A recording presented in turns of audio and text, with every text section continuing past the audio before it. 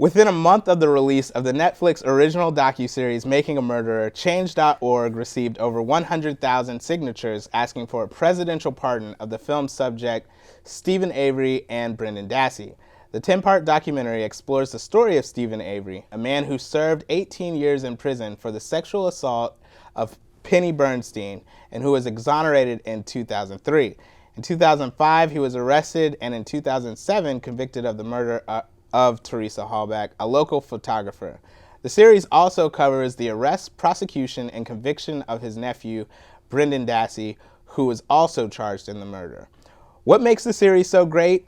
Why is everyone talking about it? From TMZ to HLN, from critics to your cubicle mate. Hopefully we can come to some conclusion on that today. And that's all ahead on Picture Lock.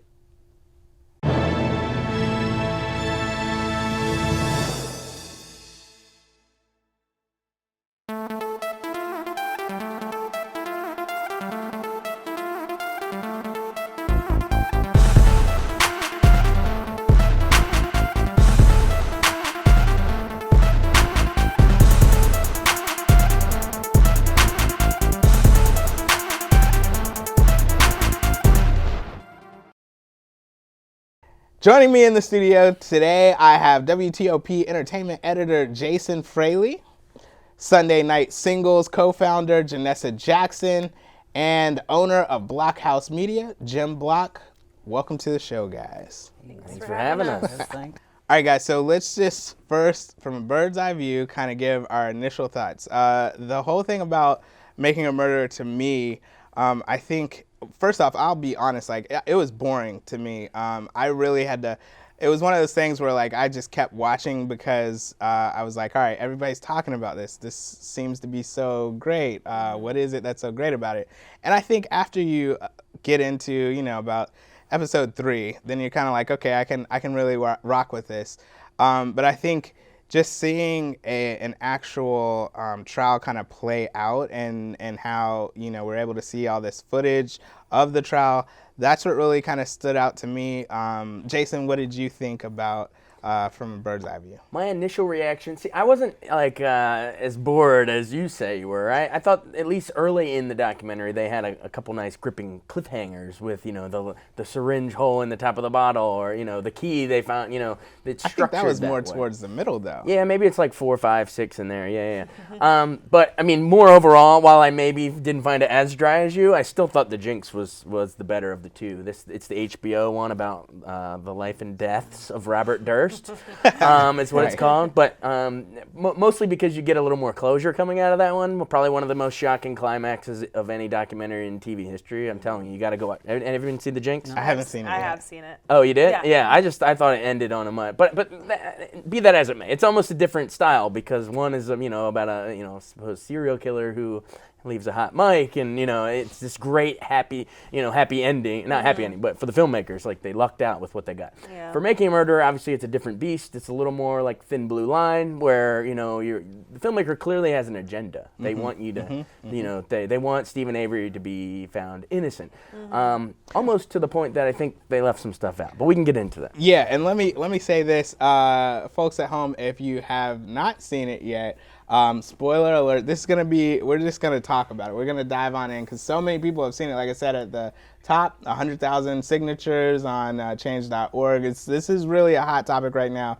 So if you haven't seen it, stop, don't watch on YouTube, stop the podcast, whatever you gotta do. Yeah. All right, Jim, give us your thoughts. Yeah, I just hit it as it was my binge watching favorite. I hit episode 1 and I had heard about it on the web and stuff like that and watched episode 1 and went, okay. And then episode 1 led to 2 and led to 3, and I'm like totally immersed in it. And then I think around midway, 4 or 5, the doubt started trickling in. It was clearly slanted. You're caught in this sort of realistic representation of something, but not really. and then the doubt and the slant began to bother me toward the rest of them. But it was still, embracing right to the very end. Yeah, and I think it should be said, Jim, I wanted you to come on the show because, like, unlike us, we're like film critics and all this kind of stuff. Jim just, we were just talking Your about average it. time waster. Yeah. No, you do great things. Perfect for this show. Right. Just from, the lay No, I point of view. understand. That's all. All right. Janessa. Yeah, I mean, I'm with you probably more towards the boring side. I gave in to the hype. My Twitter was tweeting about hashtag making a murder, and I wanted to give it a shot. And I did, and I stopped after 3 episodes. I found it boring. I was on Facebook 10 times more than I was paying attention to what was happening. I've since watched every episode because of this show. I wanted to do my homework, but I still think it was a long haul for those 10 episodes. Interesting story. I think it deserves the time that it's been given, but I definitely think there's some cuts that could have been made. Yeah. All right, guys. So what about this docuseries is giving it so much hype and it's giving so much buzz? What do you guys think that is? For me, I think it's kind of the perfect storm of Serial had such great success, and then The Jinx too, that I think the combination of those, and this was kind of the same formula for that, and that's why this got the attention that it did. But I was also reading an article about it, and it came out kind of the perfect time for the holidays, so people had a lot of time to devote to binge watching. Right. So maybe it's just kind of like a perfect storm, and people just love a good murder mystery. So. True. Jim, your thoughts? Well, it was, it was sort of, I don't normally watch that type of television, and I was led in a little bit by the internet hype from it, and that got me into episode 1, and it was just, there was good storytelling taking place. I mean, I think the writing was solid in it, and what really attracted me to the piece was it was all real. I mean, there was no narration. Right, it was all spoken word, and That's very and true. they had a huge amount of material to draw from.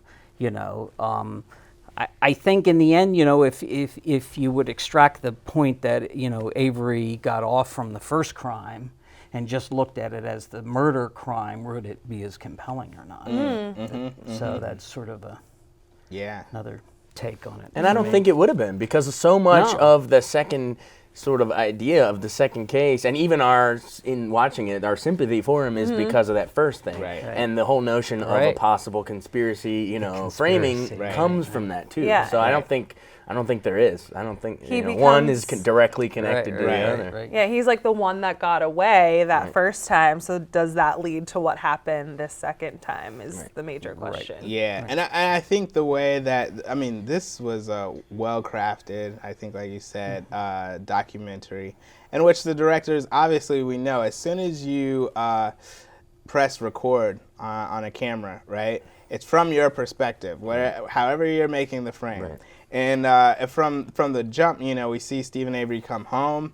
We see, oh man, his family, and automatically, like, if you had to serve 18, you can't get back 18 years of your life. It's huge. And so automatically, I think we feel sympathy for him. We're on his side. And then the way that they just go through the trial and they start bringing in like the same sheriff from, the first trial is back and doing this. He's the one that found the key and all right, that. All exactly. That stuff. After 4 days of searching Yeah. this I think it was illegal like the way. 7th search or something like that. Right. So yeah. it totally just makes you're already kind of on his side. And I think that's kind of what stood out to me. And then with his nephew, Brendan, I mean, literally watching as they, interrogate him. To me, that part, it just felt like I just wanted to turn it off, and not because I was bored this time, but because I just felt painful. sorry. Yeah, it's like really painful to see, and the fact that he has such a low IQ and all this. Right. But at the same time, all right, so now, after we've seen it, we have these reports coming out, Nancy Grace, who, thought he was guilty from the beginning, is like declaring war on the show. So it's kind of like You have to laugh a little because it's Nancy Grace. Right, like, right. But it's kind of like, okay, you're hearing all these conflicting stories as well. The fiance within just had an interview, and now anytime I see exclusive with someone, I think we just paid a lot of money to get this interview so we could get our ratings up. But what do you guys think? Jason, I'll kick it over to you. And I also, we can laugh about Nancy Grace and all that, but I also think it's important that we should say, like, honestly, we can't remember or forget about how horrific this was. I mean, we can't forget about the victim and Teresa Hallback and her family, and they just must be, going through absolute hell. Yeah. So, I mean, I feel like that's sort of, while it's an interesting pop culture phenomenon of how this whole true crime thing plays out and how I think it's really been driven by social media. Like, not as many people. I mean, they've been doing this for a while. There's Dateline and all that. But why now? I mean, and I think it's social media. But while we debate all that, let's also remember like the victim family. No, and I think that's a great point, Jason, because at the end of the day, a young woman lost her life. Now, whatever happened, I don't know, and maybe that's why, with the docuseries, it has us think about it. But you're definitely spot on with that. I think that was one thing that I found very interesting about the series is that people started to become characters. And so in some ways I felt like I was watching a movie more than I was watching a real life documentary. So for instance, Brendan Dassey, his lawyer in the beginning, if you watch him, he's like always smiling for the cameras. Like as soon as like he's finished being in court, he comes out, he has a smile, the slick part, his hair, and it just felt like he was a certain way. Yeah, like he doesn't really care. And I think they painted these characters quickly, and it was edited in such a way that we do feel more separated from the subject matter, and it's more like we're watching characters. Yeah. Jim, you look like you're itching to say. No, that's truly that's the way that I started to feel tricked, or am I being fooled here? And then it gets into this whole issue of the court of public opinion. And it's like, well, we want him to be innocent so badly, the general population, that it makes it to the president. I mean, how many murder trials make it to the president? Right. And those type things. So, that idea of as viewers, we sit there and we're manipulated by the directors and by the writers and those type things. It's for me, that's kind of left a sour taste, and it becomes almost more about that, and we tend to forget about the victim. And and my sympathy factor for him in jail was like, well, maybe he did do it. Yeah. And I'm left with this, I don't really know. It's hard to, That's the thing. I feel like we never get the full. I'm left feeling like there's fishy things on both sides, and we don't know where to really fall on. And so maybe that's like the lack of closure that I'm talking about with the Jinx. Yeah. I don't necessarily want. I don't expect closure because it is sort of an ongoing thing. It's still going. Yeah, it's different beasts entirely. But I feel like, there's certain bits that were left out. So the key thing that is in there makes you say something with, how did they not find that key earlier? So the county sheriff seemed fishy in that. And why were they even involved investigating it? And why did it take the seventh time to find it? Where's all the blood from this horrific thing in the bedroom? Right. So you leave walking out, as the filmmakers want you to think, there's something fishy there. And we buy into everyone loves a good conspiracy cover-up thing, from Spotlight to everything else we talked about. Yeah. But then on the other hand, you're left like, I still don't know. Like I read something that Stephen Avery did, and it's not in the movie, that he called her 3 days that day. Right. On using the Star 67, so she couldn't, so it's like, there was DNA found under the hood of the car. There's like stuff that was left out by the filmmakers too that I feel like makes me seem fishy on that side. So I feel like he never really gets. Yeah. I was on Twitter before this because the directors were giving a talk at TCA, and someone reposted a quote from him. They were talking to the lack of evidence or evidence being left out. They're like, well, this is a film, this wasn't a trial.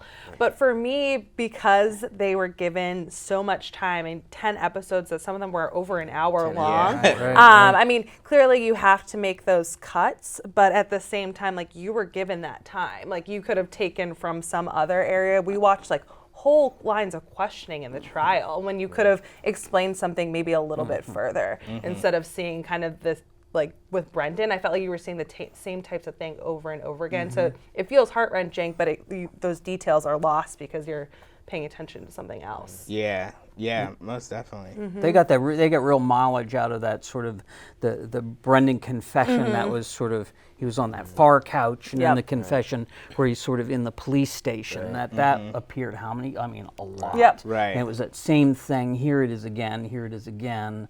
You know, And I think You know. it's also genius because in terms of manipulation of a frame. So as a director, you're looking at the frame, and with the police cameras, you know, it's up high, looking down, and so we know generally, just as a filmmaker, that kind of produces. tone. Yeah, it's like all right, the God's eye looking down. He's in this empty room at times, and then somebody might come. He already cowers in the frame, even though he's like a big kid. Yeah, You know he's what I a mean? big kid, yeah. So there's a lot of manipulation that goes on in it, and I think, like you guys said, like at the end of the day, I still feel in the gray area on like what happened.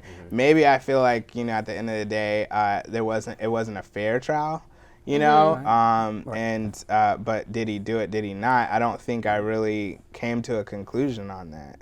Yeah, it was, you know, there were a couple of things, you know, they introduced this idea of jury tampering or jury sort of bullying, which I think is that one concept that they sort of introduced there at the end, and you know, not a full resolution of the blood found in the car.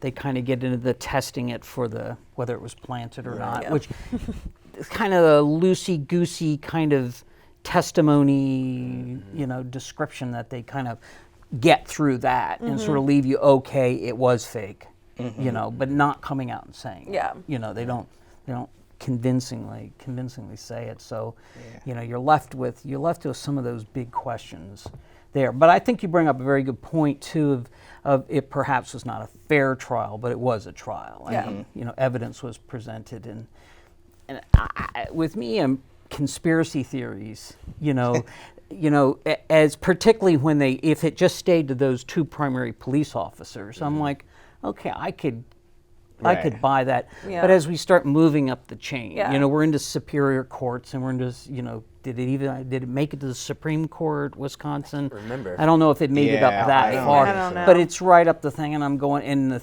you know, well, that's corrupt, and well, that's Yeah. corrupt, and I'm just like, Right. well, you know, at a certain point, no one's going to risk their job, you know, up at those type levels. Yeah. And the idea, and it's maybe it's possible. Maybe he is innocent. We don't know. Right. I really don't feel like I know which Right, way right, right. right. But really, what we have to buy into to think that he was framed is that they somehow either found her dead or killed her themselves. Actually, one of them says it in the trial, right? Well, we would have just have to. It'd be easier just to kill Stephen right. Avery than to.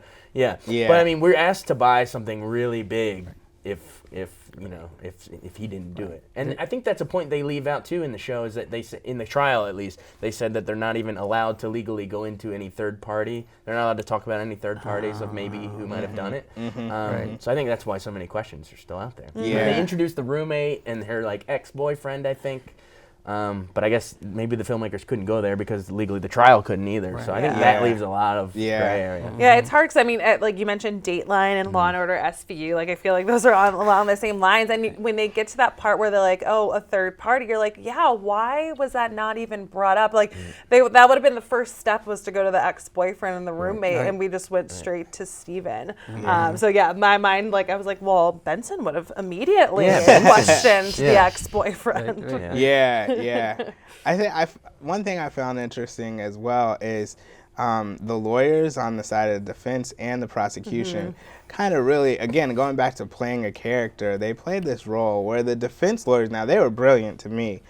So many things that they brought up, the they're ways painted that as they the did heroes, it. yeah. Yeah, Yeah, exactly. definitely, And they I'm were with them whip on my smart, side, you could yeah, tell. yeah. But if you listen to the delivery of their lines as they talk, it's very on the offensive in terms of like they're asking you to think, the jury, asking you to like, seriously think about this, look at this. But then if you listen to the prosecution, it's like a totally different tone in which it's kind of like, let's think about blah, blah, blah, blah, blah. So it's really appealing to the heart. And so really, it's like, to me, from a bird's eye view, it's like it just becomes a part of this play.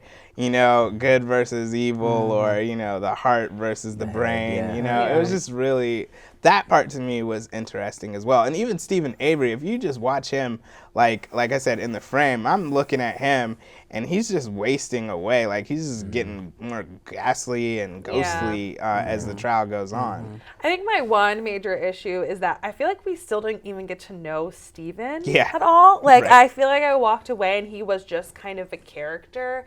Not to keep bringing up other shows, but I feel like when you watch a show, you compare it to a lot of things. I watch a lot of Intervention, and it was kind of like, it was missing that part where, like, we really got to know Steven, which is what they do in Intervention. They'll, like, start in the present, and then they'll do like a 5-minute tale of like their past. And for Steven, I felt like we really didn't delve into who he was. So for me, I walked away. Like, I feel like definitely there's like a misjustice going on here, but I'm not as compelled like as Steven as a character, whereas like Robert Durst, like I was like, you're crazy. Like I definitely want to know more, and you get to know him, and you go really deep into his past. But with Steven, he was just kind of like, could have been anyone. I felt like. Yeah, I got to know their I felt like I really got to know his parents. I thought we could have saw more. Yeah. The whole there was like an parents, episode 9 with the parents. I think could have come sooner. It's just the whole thing with the parents and just their conflictedness. The issue with Steven, maybe he's not such a nice guy to know. Yeah, no, there and could be that that's- as once we get down beyond just sort of that surface level or the level they were at. Well, maybe the story, he doesn't hold up. Doesn't help No, his and case. It doesn't help the Exactly. case. Doesn't help the film, or that's Yeah. it might be. I mean, Yeah. I don't our know, first but introduction to him is like the proposed sexual assault on his cousin. right. And So, like, burning it- a cat or something. Yeah, and Something then like Yeah, that. but yeah. then from there, I feel like they didn't counter that image at all. So I Right, didn't get. right. I was like, yes, I understand that the justice system is failing him, but I don't know if he's where is that good person in him, like that. Redemptive. Exactly. Right, Yeah. right, Where right. are his redeeming Right, qualities? And I feel like we just didn't get that. I mean, that could have been an access issue. Right. But yeah, I just didn't get that from But 10 no- hours. right. And not only that, I think you're definitely right. I mean, he didn't testify in his own trial, and for me personally, I feel like if I don't have anything to hide, then ask me questions. Like it's not like I'm gonna be able to goof up and say something wrong because look, I didn't do it. So I did find that kind of interesting that he didn't take the stand. And like you said, I think that overall, it's again, we don't get to hear him speak. And when he does, he said the same American apology that we expect to hear. You know, I feel bad for the family. I feel bad for my family and what they're going through, but it's not really like, that genuine, apology. The other thing we haven't brought up yet, but which I'm sure jumped out at you guys as you were watching it, is the daily briefings with the media after each trial. It's very rare. Right. I mean, that does. I actually, we interviewed at WTOP. We interviewed Tom Jackman. He covers crime for the Washington Post, and he, covered the sniper trial, DC sniper, everything. And he says it's extremely rare to have the lawyers for both the prosecution and the defense came and talked to the media, and they're like grilling him and looking, inquisitively, like, that looks suspicious. But I mean, that again, like as a filmmakers, that like brilliantly sort of shifts our Right. sympathy. Like- We're like turning our head as they are. You know what I mean? And they become different characters too. Like I googled some of the one of the newscasters that like kept seeing, right. like she's still in Wisconsin doing, in the news. But it's just interesting how they become a part of this too, like this, and you can see it's the makeup. It's almost like in Gone Girl, like the way that they set up the media and the press and the part of the machine that is, that's what I felt. Sorry, I think I was cutting you off. That's about it. But I feel like on that part too, it's a sign of the times. Just because like this is clearly like early 2000s where like reporters would have had that access, where like nowadays I feel like that doesn't happen. Like Right. and no one was like no one was live tweeting the trial. So it's definitely a nice little like, oh, those were the good days. All right. This guy, the crime reporter Jackman, said that when he was covering the DC sniper trial, down in, I guess the trial was in Virginia for Malvo. I'm trying to remember. But he said that that's like the one time that that the media was allowed to talk to him, but he says because cameras weren't allowed in the courtroom, so that they were allowed. But in this, they were allowed in the courtroom. 10 hours. So it's interesting that they were allowed. It's very interesng. Yeah. All right, guys. Well, obviously, this is a polarizing docuseries. If you can give up the 10 hours of your life to watch it, but thanks so much for coming on the show and discussing it with me. I appreciate it. Yeah, thanks for having us. Thanks, Kevin. Making a Murderer can be found on Netflix. You can watch the first episode for free on YouTube. I want to thank my guests for coming on the show and helping discuss the docuseries. You can find Picture Lock on Facebook and Twitter. Don't forget to check out the website, picturelockshow.com, for movie reviews, news, and if you're interested in being a guest on the show. Be sure to subscribe to the mailing list on the site as well so that you can win free passes to upcoming screenings in the DMV area. You can download the podcast in iTunes, Stitcher Radio, TuneIn, and Google Play. Until next time, I hope you stay locked on film.